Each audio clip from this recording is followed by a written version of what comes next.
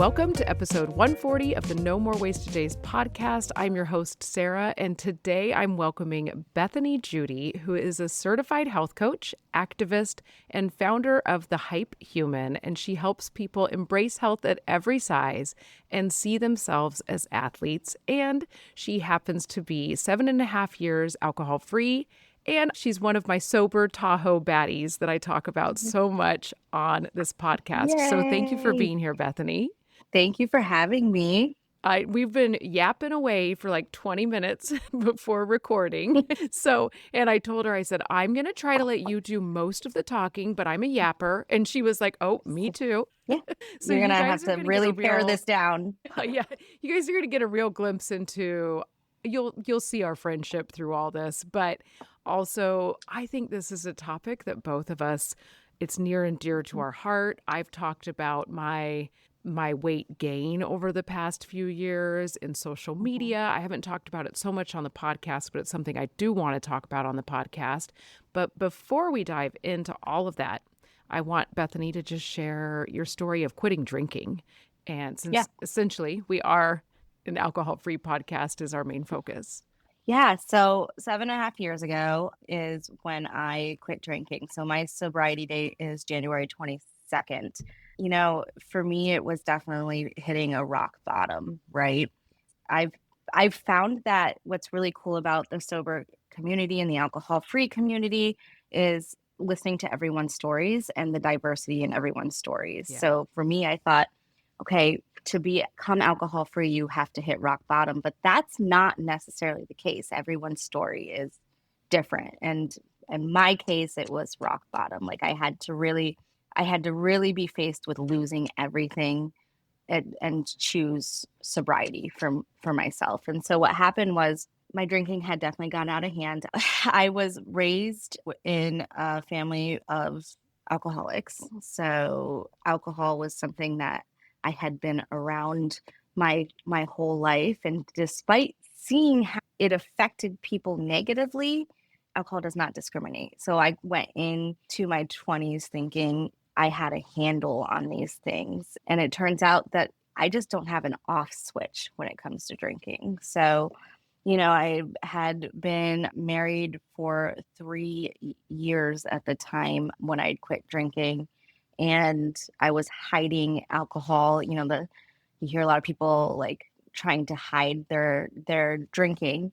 And I was doing that. I was hiding, you know, pints in the freezer under the frozen vegetables, and it became like a thing where you would try to quit and then it would be like, but I had a hard day. So I'm gonna, you know, I deserve this drink. And the problem, the issue is there's different types, I like to say, drinkers, people that are like, maybe people drink because they don't feel like they're social enough and, you know, coming into their own. Turns out I am not a nice person when I drink. And that's what it was. And I'm not a nice person. And it was really affecting my marriage. And it got to the point where my husband kicked me out of the house, and no contact. He wanted no contact for 1 week. So I went to go live with my sister for a week. And at the end of the week, while he was deciding like whether he could move forward in this marriage because my drinking had gotten so out of hand, we would sit down at the end of the week and discuss that. And I had never been so scared in my life. And I quit immediately. And we sat down after the week that I was gone and we didn't have contact. And it was either you choose alcohol or you choose our family, but you need to do some sort of program and you need to stay sober, or else, you know, I'm done. I'm filing for divorce. And for a split second, and just to show you, because anyone who quits alcohol permanently, that's, I think, one of the hardest things someone can do when you are in active addiction. And because for a split second, for me, there was a thought of, can I do this, where I almost chose alcohol, right? Like I'm facing losing my house, my husband, my stepkids, my like just everything in my life that I didn't have growing up, right? Because my mom was an alcoholic and I didn't have stability. And alcohol had you know, I had such an addiction that it was like, can I do this? Is it worth it? Because it was painful. I mean, withdrawal was painful, and there's a stigma around recovery and going into recovery and like rehab. And Yeah. I remember begging, begging my sister and my husband to be like, please don't, I will do this, but I do not want to do an outpatient or an inpatient rehab. I don't want to do it. And because in my head, that there was a stigma, like people are going to know I went to rehab and like, what am I going to do? And in retrospect, I have no qualms with rehab, and it might have been better at the time for my recovery to go into an inpatient rehab facility. And so it was just a lot of fear in that moment. So if anyone's listening to this and they're on like, if this comes up and it's an opportunity that you can take, do it, because screw the stigma, honestly. Like Yeah. I found really everyone in my life supported me, that loved me and cared for me. I did end up doing an outpatient rehab and going into the rooms, and then it became kind of like, it truly is one day at a time. And it became kind of like its own I don't want to say addiction because transfer addiction is real, but its own like little bit of serotonin hit, or dopamine hit when I would hit a milestone in recovery. And I remember I wake up and I'd be so excited to go to the meeting and get my coin. And and I will say the first year was absolutely the hardest. Yeah. And I am so thankful. I'm so thankful because I hear other stories about, relapse, and not that the thought didn't cross my mind at some points, but then I'd have to think about, is this worth losing my family? And I grew up in chaos, right? And Yeah. I remember being in an AA meeting, and there was a person there who was talking about being married and how stable her husband was, but it was boring because as alcoholics and addicts, we're so used to chaos, Yeah. and we're just used to just a shitstorm and all everything that goes into just the trail of destruction that we can leave in active addiction. And then that fear of like, I'm bored. And I had to look at that and I realized like, but then you come out of it and you go, oh, this is what stability is. And this is what Yeah. security is. And this is what actual love and unconditional love, like things Mhm. that I didn't experience as a child, and really having to do inner child work during sobriety as well. And so it was it was a fascinating perspective, and that was within my first year. And honestly, the last 7.5 years of being alcohol free has been I feel like I've become a better person, physically, mentally, spiritually, a better wife, a better mother, a better pet owner because I have a small zoo, a better friend. So am so thankful every day. And you really do have to practice gratitude every Oh, single yeah. day. So, Yes. yeah. And so, because it can be really easy to be like, to forget. And this is why I'm so excited. So I'm in Canada 'cause my husband has a work trip every year. Usually it's in Mexico.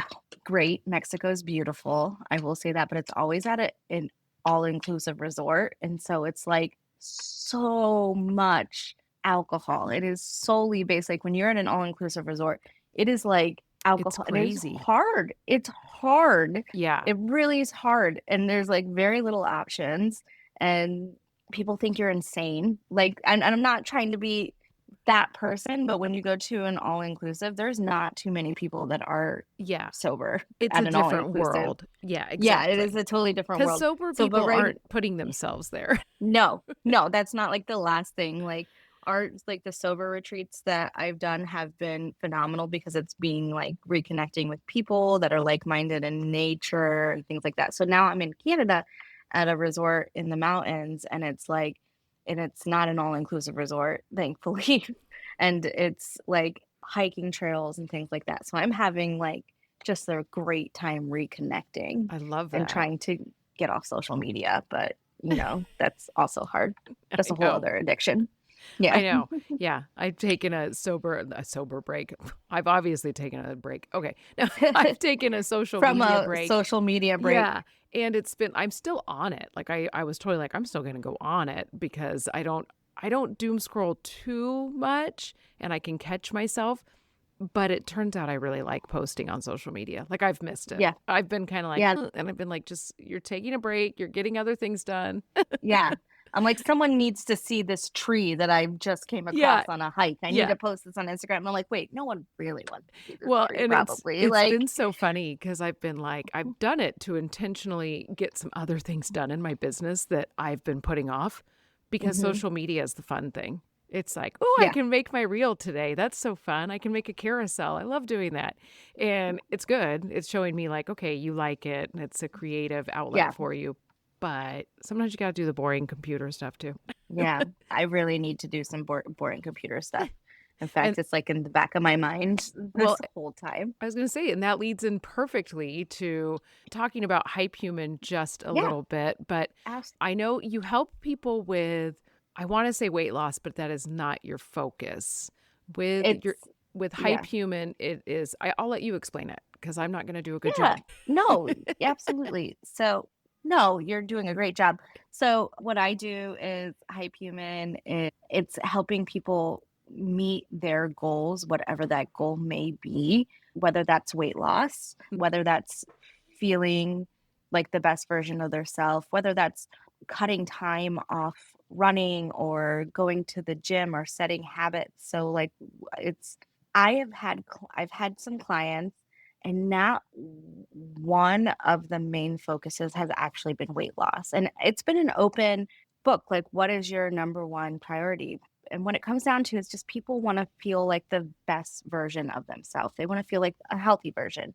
There's a I love the definition of health, and because health has nothing to do with weight. Your definition of health is really a mindset, and it's feeling how you feel physically and mentally, Yeah. but there's no tie-in on weight. So my goal is to help people find the best version of health for them and what that means.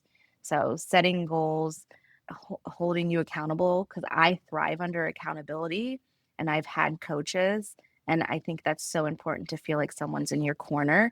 And when you feel like you have someone cheering you on, and also like you have someone checking in on you, it's it's a little bit of a push to meet those goals. And so I also help with learning how to navigate grocery stores, because navigating grocery stores can be really overwhelming for people, especially when they're trying to figure out what their health journey is. Yeah.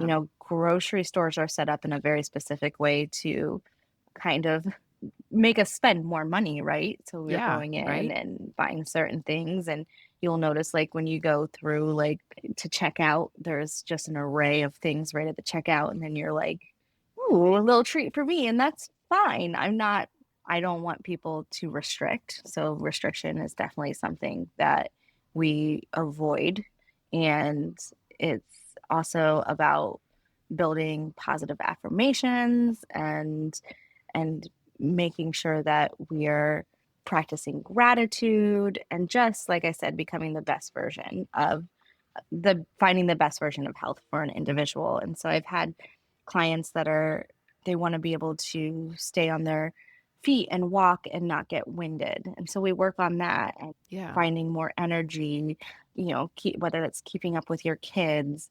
I have a client right now who is awesome, who wants to run a certain mileage in under a certain time. And so I'm actually throwing them a race next month.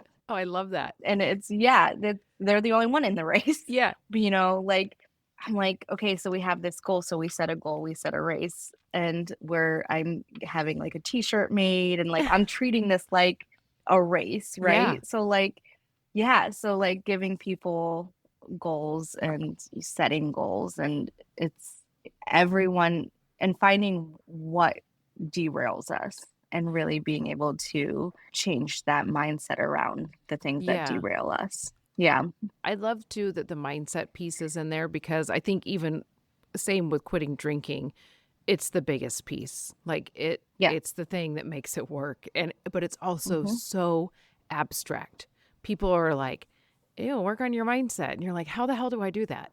And it's like, and so I always am like, here's the very like step by step way you can do it. And I really like to set that up for my clients. So I'd love to hear how you set up mindset for your clients. Because for me, I'm Yeah, like, you're absolutely. going to write down 3 gratitudes, you're going to write down 5 Hmm. affirmations. Here's how you do this.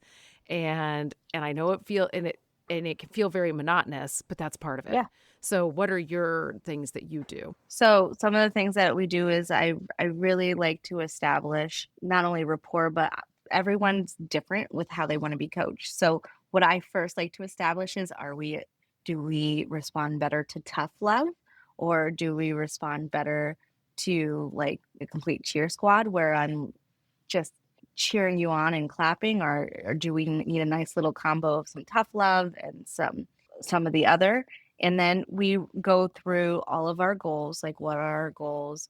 What is the best version of health? We're going to do scorecards weekly because I do a weekly consult with each of my clients, and how we're feeling physically and mentally and what's affecting us, and staying in constant contact with my people to see what they're holding themselves accountable, and making sure that our goals are maintainable and sustainable, right?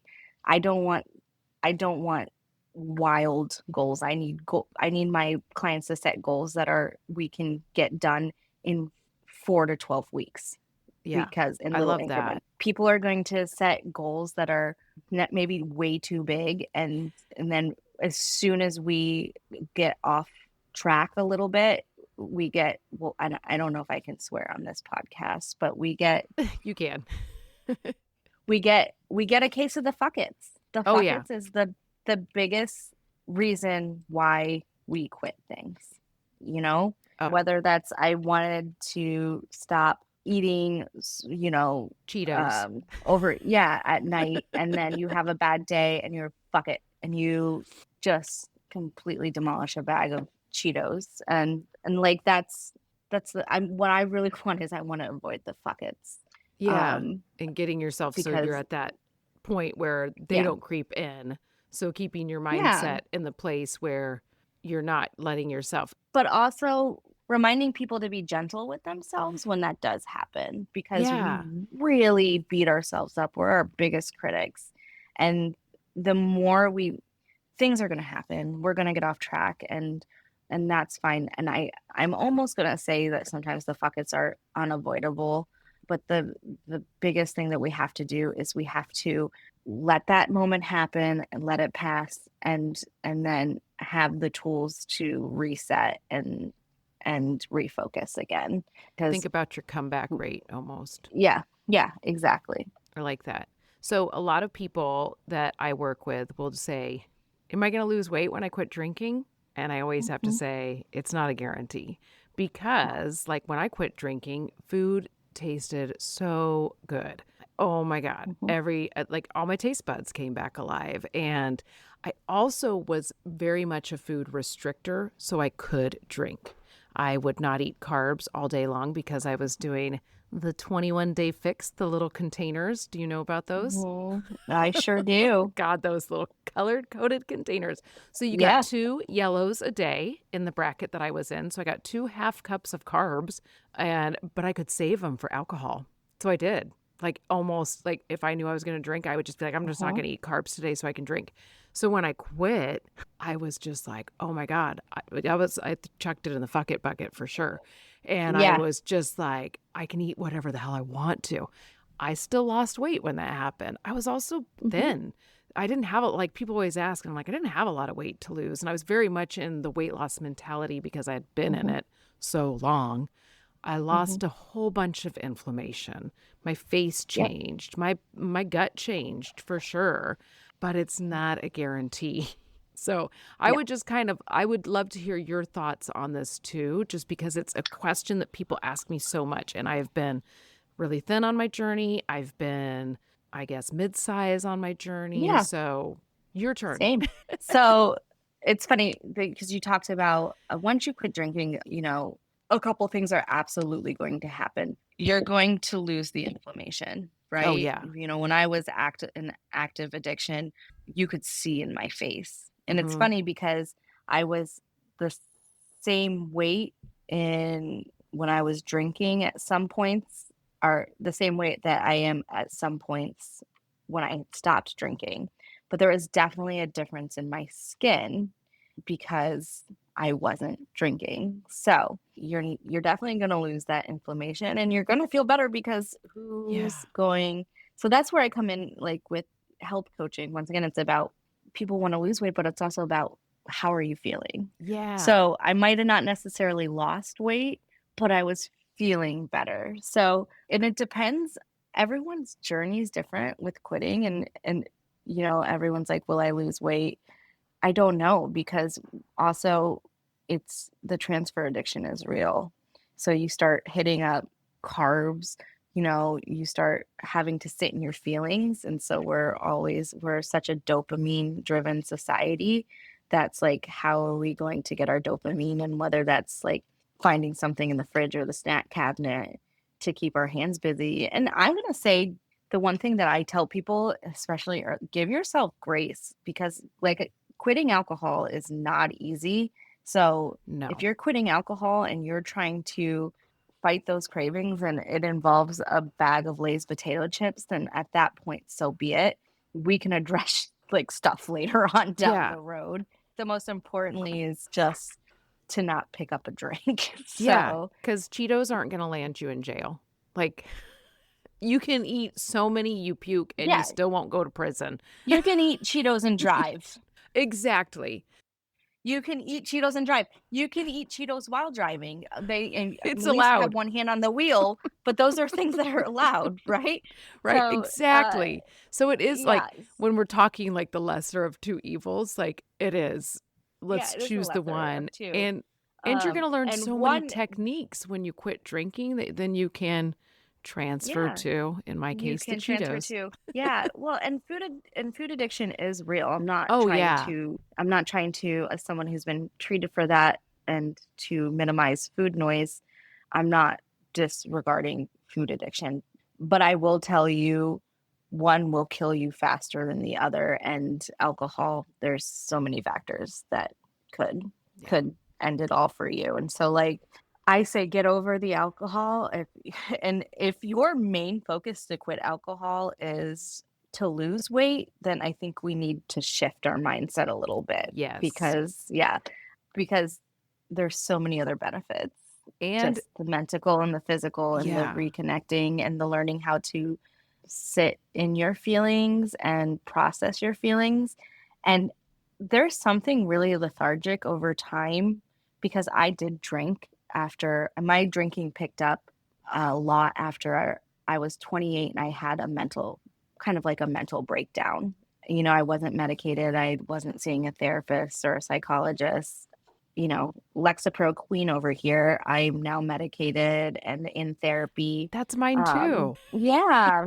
Like they say, like aligning your chakras in the morning, and it's just like a cup of coffee and like your like Lexapro bottle. Like that's Yep. how I roll. But I wasn't after my mental breakdown, I was drinking to numb myself and not sit in my feelings. But after you learn to process your feelings without alcohol and sit in those things and feel those feelings and maybe cry, be angry. My therapist says I need to be angry more, but like, I do but too.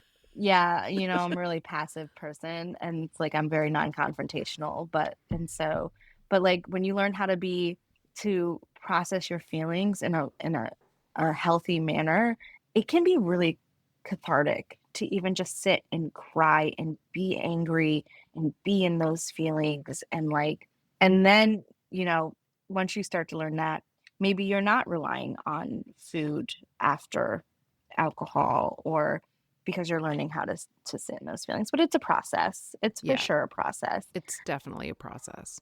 I took up running after I got sober, and so that became something that I concentrated on.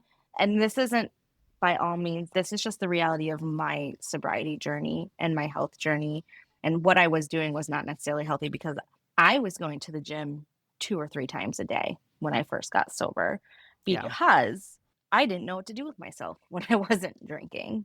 And so I was going in the morning, in the midday, and at night because I yeah, also like had drinking during the day. And so I'm like, I don't know what to do with my hands. Did I lose weight?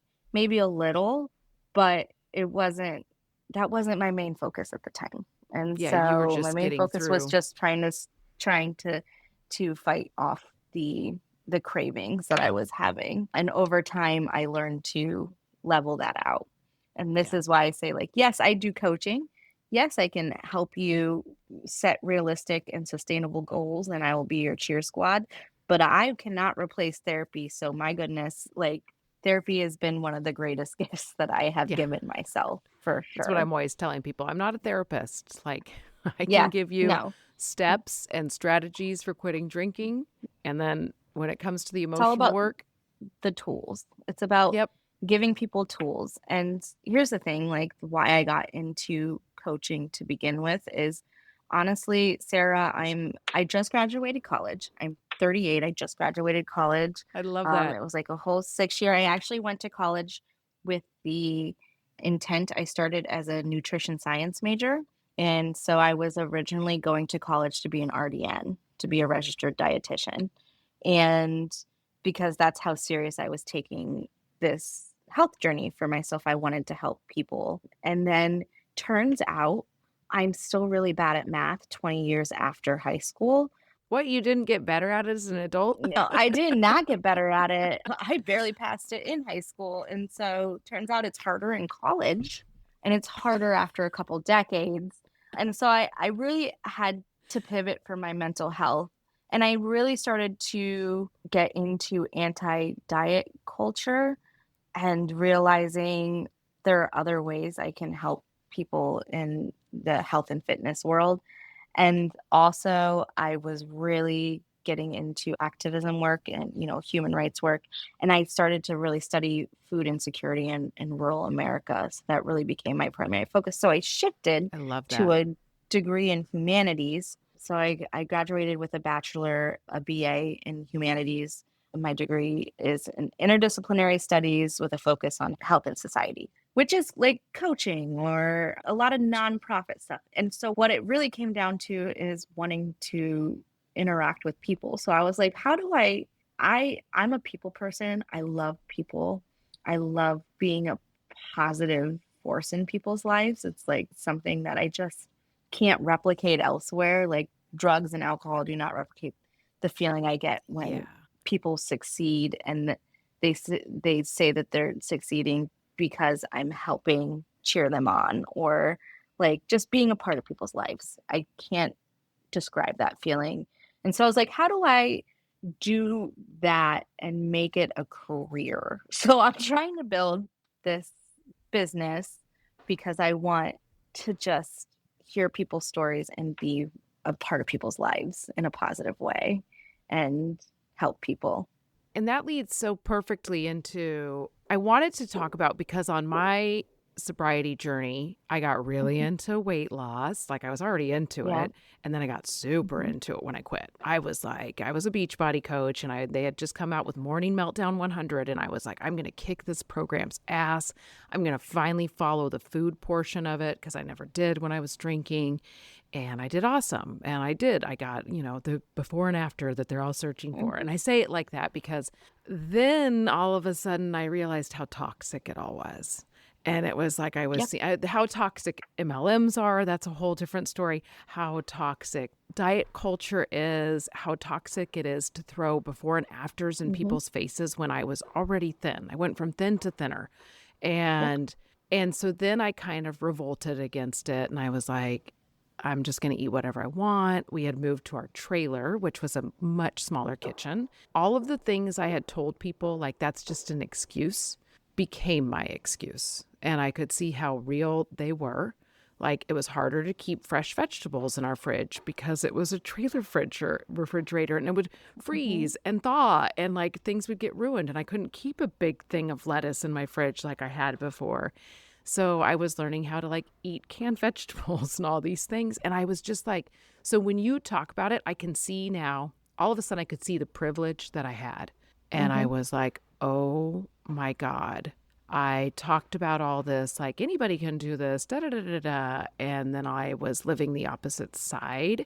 And I think that because that happened, I was very much like, I don't know, I just totally did the revolt on it. I'm going to eat whatever I want to. I'm going to let my body be the size that it is. And now I'm kind of on the opposite of all that, going, okay, maybe I went a little too far on eating like pie and ice cream and all the wonderful things. And now I'm in this place where I'm like, okay, but you can't hate yourself then again. Mm-mm. You can't do this the way you did it before. You have to be so much more loving to yourself on this journey than you Mhm. were before. And that's what I love about when you talk about it. I can see the other side because I kind of go, like, I got to this point where I was like, well, it's bad to even want weight loss. Like, that's not even something I should want. And when I hear you talk, I'm like, okay, it's not bad to want weight loss. It's not bad to, it's just, none of it's bad, I guess, is what it No. is. It's all this realization. And I also just love the piece of like your food getting access to other people that don't Yeah. have access. And we live in a much lower income county now than we used to live in. So it's a lot easier to see it right in my town and go, oh, the privilege that we had was Yeah. so like we don't notice it sometimes. So Mhm. that was a lot. I just threw so much No, I at you. love it. There's so many things that I wanna touch on what you said. Like, first of all, privilege is not lost on me every time that I get to something, Yeah. a certain thing. My parents live in poverty. I take food up to them, like, because they live in a food desert in rural Yeah. America. You're talking about, living in a lower income, like, having lower income people living in households around you.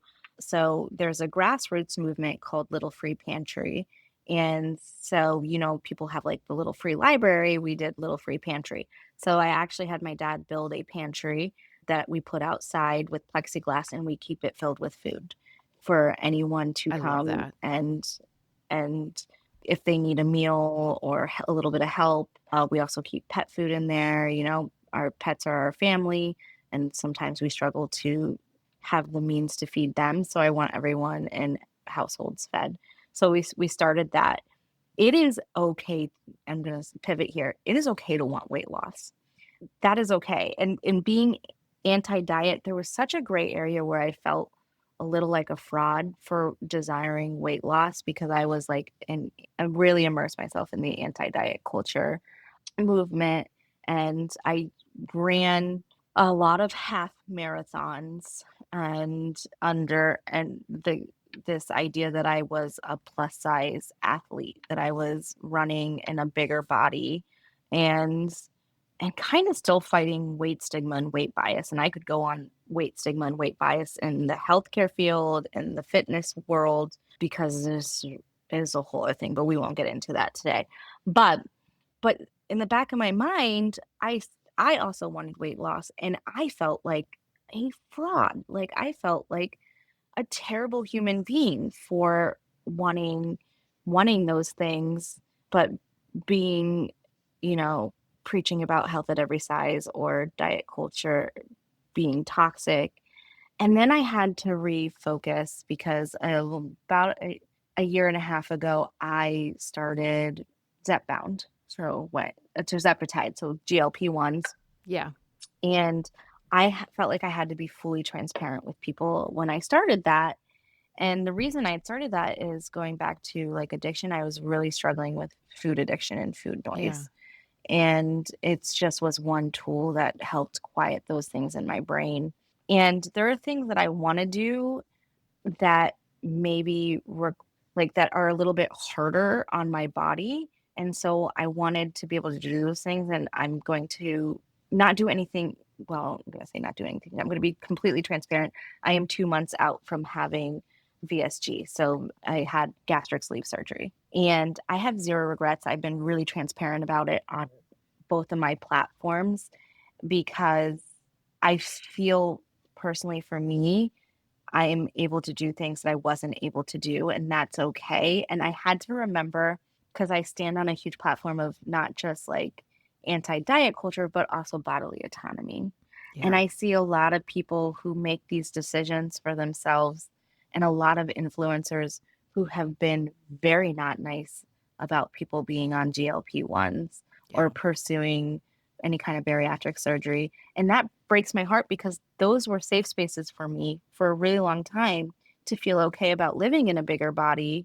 And then all of a sudden, when I made a decision to go on a weight loss injection, those spaces started to exclude me and not be so kind. And that's why I started my own space with my coaching, because it's free of those judgments and free of those stigmas.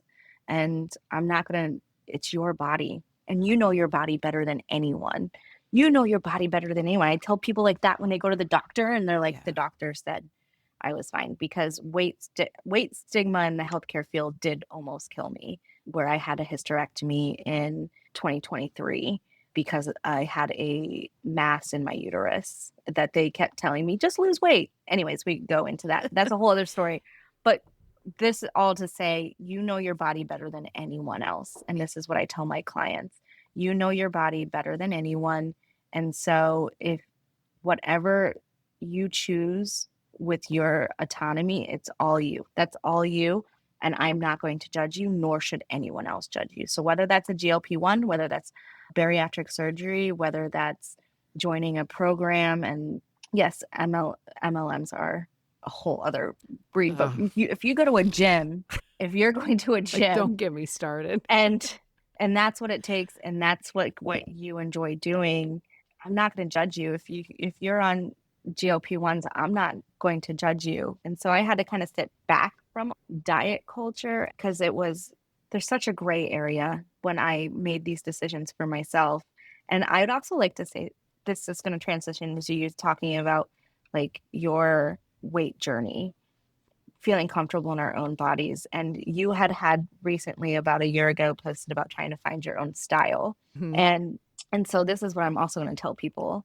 No one sees the size tag on your clothes. So Yeah. if you feel like uncomfortable because maybe you've gained weight and your clothes don't fit right, girlfriend, go get a new pair of pants. It's fine. Size up. It's okay. No one's going to know. And I know that can be mental gymnastics, like, oh, I've gained weight, and I get that.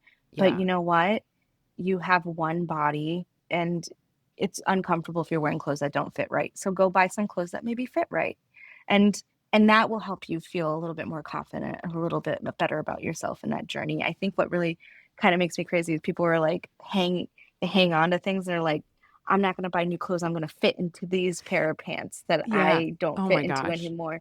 And I'm like, that's kind of toxic. And Right? that's kind of like, that's going to make you a very miserable person. And Yeah. that's when we start edging on the line of like restriction, which is very unhealthy too. Yeah. And so, like, and side note with all of these things, because we were talking about Cheetos earlier, because I have a lot of thoughts in my brain and I apologize, I'm jumping all over. Side note for anyone listening, food has no moral value. So if you want to eat some Cheetos, eat some Cheetos. Yeah, I don't use the terms junk food and like good foods because food has no moral value. Yeah. So That's it's something that I've had yeah, to definitely work on because, yeah, yeah, I had a bag of Cheetos not too long ago because I was yeah, having a really stressful day. And it totally, yeah, there's the one TikTok going around where like people are like, just something to take the edge off.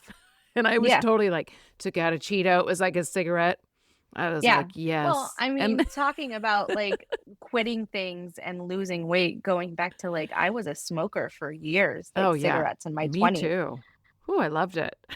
I laugh at people who vape. I'm like, smoke, like, this isn't really positive, but it's like, you don't know what it's like to smoke a real cigarette. Like, you've got like the Fruit Loops flavored vapes, but Yes. we were over here smoking Marlboro Reds behind a shed.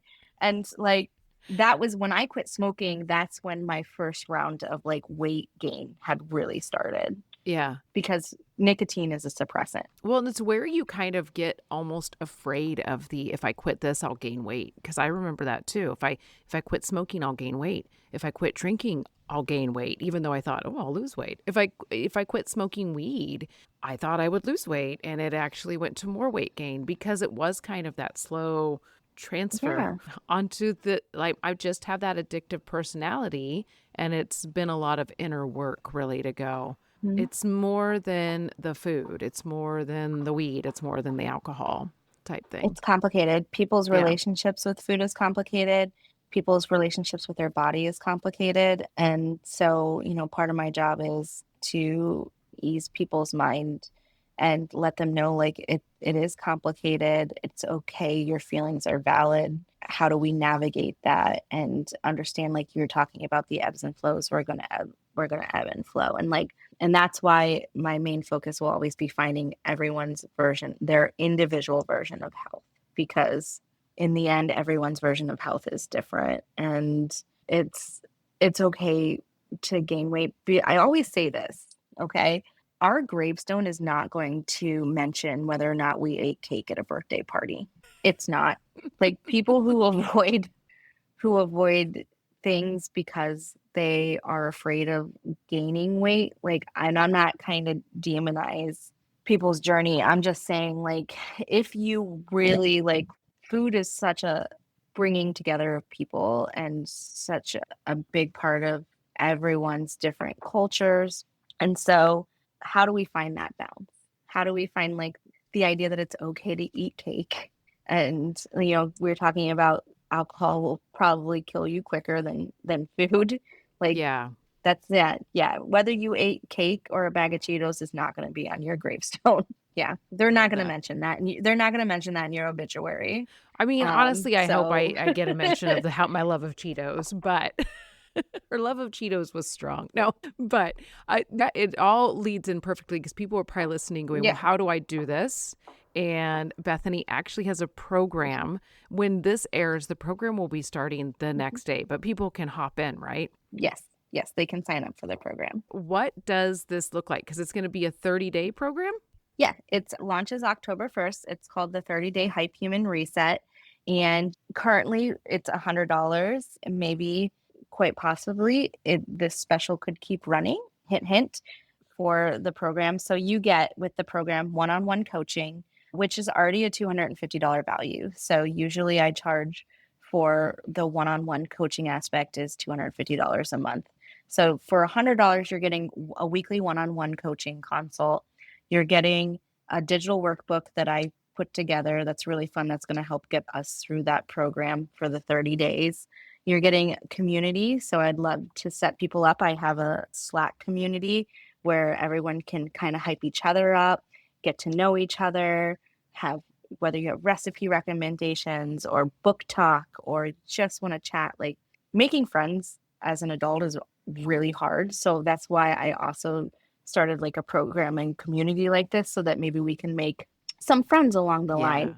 Yeah. And we also are going to have Zoom like meetups every week. There'll be a Zoom group community meetup, and that's going to give people an opportunity to celebrate each other as well as we'll maybe practice some movements. We'll have some themes. There's going to be a weekly competitions for step count and water goals, and will be fun because people will get prizes at the end of every week and so much more. I think building a community, setting maintainable and sustainable goals. We have each week we'll concentrate on something different. The first week we'll be setting our goals and habit building. The second week we will be doing learning how to navigate the grocery store and what that looks like. And the third week we'll be doing kind of a self hype at where we're going to find affirmations that speak with us and maybe rewrite those affirmations. And the fourth week, we will learn how to carry all of these things we learned in the first 3 weeks forward so that we're successful in our journey outside of the 30-day reset. This So is awesome. it's a lot. It's a lot for like $100, people, Yeah. this is a huge bargain. Just so, like, I And, thought when you this wrote is one-on-one coaching, I was like, oh, I bet it's the group coaching part. But I hope you're hearing this, no. listener, that you get to be on a call with Bethany once a week and a group call once a week. Yeah. So that's amazing. That, like I said, usually it's the $250. And because this is a new business that I'm building, if you go online and you look at health and wellness coaches, they are hundreds to thousands of dollars more expensive. Oh, yeah. I want people to be able to afford coaching because Yeah. it has helped me so much. And I have spent what I like to think is a little bit of, but I've spent a lot of money on coaching because it does work for me. And some of it has been worth it. Some of it I have not vibed. And I get it. Finding a coach is, you got to find someone that you vibe with. I love people and I love hearing people's stories. I love cheering people on. So hopefully people find a connection with me. But yeah, usually these coaching services are so much more money. And Yeah. so, but I want it to be accessible to everyone because I know how much it's helped me. And I know sometimes how much people just need connection and someone in their corner. And it makes such a big difference to have someone in your corner. And It's, when it feels so overwhelming to get a yeah, coach, and now yeah, this makes it, and I almost feel like, I don't want to downplay that $100 isn't a lot of money because it is, right? Like, I yeah, get no, that. But in this it is economy, yes. to be able to try on a coach for a month Mhm. for Yeah. $100 is a steal because, yeah, I've looked at a ton of programs, health wise. I've Mhm. checked out other sober content creators. I go creeping, and it's just Yeah. like this is a great deal. So if you have loved listening to Bethany, you need more of her in your life then. And I Yeah. talk to so many women who are like, okay, I quit drinking. Now it's this, maybe you're where I am. Now it's this weight loss piece, or it's this learning to like this new sober version of my body Mhm. and getting in there. Like, this is going to be the place to be. So I really do hope my people get there. Yeah, and absolutely. and if you end up joining Bethany's program and you know me, be sure to tell her because she'll just be able to tell you so many fun stories about me, probably.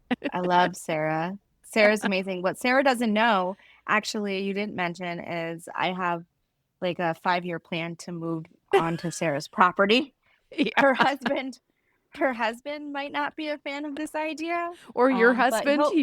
yeah, yeah, no, Ryan seemed like he was a little bit concerned that I was literally going to just not leave when I was visiting. So, You're which like, was he's like, fine. goodbye, Bethany. No. It's like, you can get in the car now. Is your suitcase packed? Because I really was like gunning to like just not leave. I was just like, I think I'm gonna stay here forever.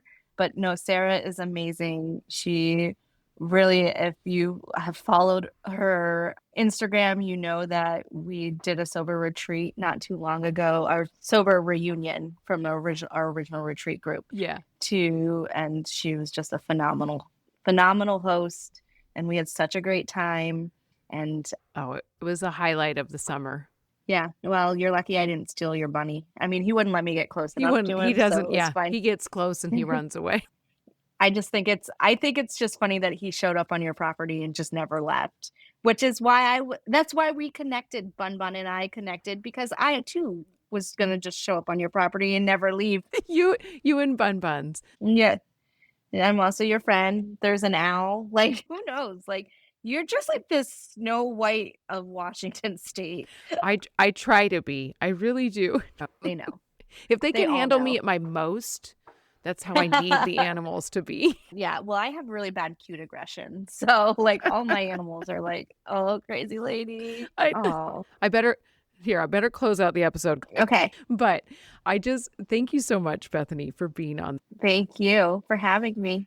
Yeah, it was just great having you on, and I could talk all day long about this stuff. I feel like I could talk all day long about Me too. all the food, body image, diet culture stuff, and quitting drinking. So, what a perfect Yeah. combination. And I Well, apologize thank for you. the background noise. People are building an outbuilding on my land. It's not actually building happening that we're doing right now, but It is happening. But if you have not already, be sure to subscribe to this podcast and write a review. It is the best way to help a podcast grow. And be sure to go follow Bethany. I'm going to put all of her social media links in the show notes. And go check out her Hype Human challenge that's starting tomorrow when you listen to this episode on October 1st. All right. Thanks, Bethany. Thank you, Sarah.